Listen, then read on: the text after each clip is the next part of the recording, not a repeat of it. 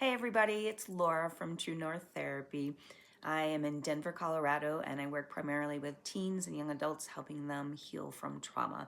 And today I want to talk a little bit about spring cleaning for your mind and your body. So, right, it's that time of day or time of year where we look around and we're like, oh my gosh, I haven't washed the baseboards in 6 months. I haven't touched that shelf in 6 years probably, and it's full of dust. Right, the same thing we can do for our mind and our body is kind of get rid of that emotional clutter that we're feeling. And often that happens when emotions are too overwhelming or memories are too strong. Our body just locks into the tension and the stress and the pain that we've been through. And then we kind of sometimes go into reactions that we didn't necessarily intend, like snapping back at somebody or completely shutting down and isolating ourselves from our family. Our nervous system is like a filing cabinet or a storage cabinet where it just keeps the things that we have been through, and unless we work through them, it just kind of fills up and up and up, and sometimes we react in ways that we don't want to react. So what can you do about that? I would always encourage you to find a good therapist that you feel connected to and that you feel safe with. And you can work on things through somatic therapy. So I've had a lot of training in somatic therapy and continuing to train in somatic therapy because it feels to me like it is the greatest tool that we can give to others to help get rid of that emotional clutter. So what that looks like is being able to experience things in very small doses. So, okay, I'm having this negative emotion and paying attention to it. And where does that anger, where does it land in your body? Where do you feel it the most?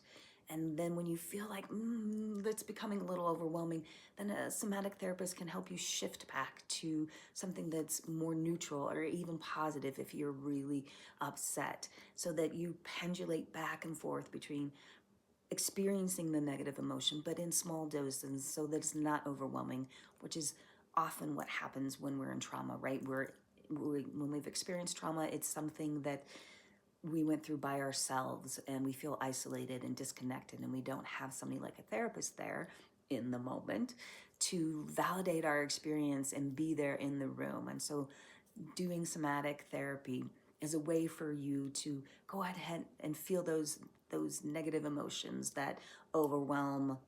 Well, we don't want you to feel overwhelmed, but that intense stuff, but in small doses so that you don't feel overwhelmed. One of the ways to do it outside of therapy is to notice your trauma triggers. To, when you hear like a car backfire and you jump really, really exaggeratedly.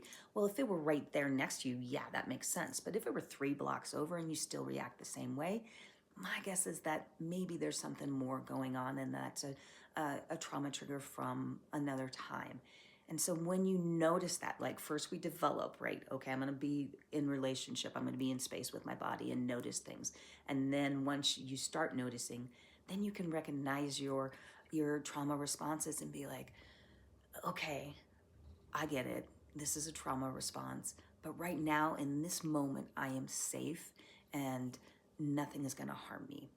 And ways to pull yourself back out of that response would be the things we've talked about previously in these videos: is grounding exercises, touching and tasting and hearing things in the present moment it will get you out of that trauma response. Moving, as I always say, will help you, right? Getting that body going, shaking things up on the inside, letting it out, right? Those are great ways to help bring yourself back into the present moment and not reliving that trauma and that trauma response. So continue building a relationship with your body, learning where you feel certain emotions. And sometimes it'll always be in the chest, but sometimes you'll be like, okay, why is my big toe hurting? And then we'll just spend time with it and listen to your body. It has got such wisdom. So I hope this has been helpful. Continue that spring cleaning in your house and in your mind and in your body. be able to create a space that is safe for you inside and out, and know that you deserve that.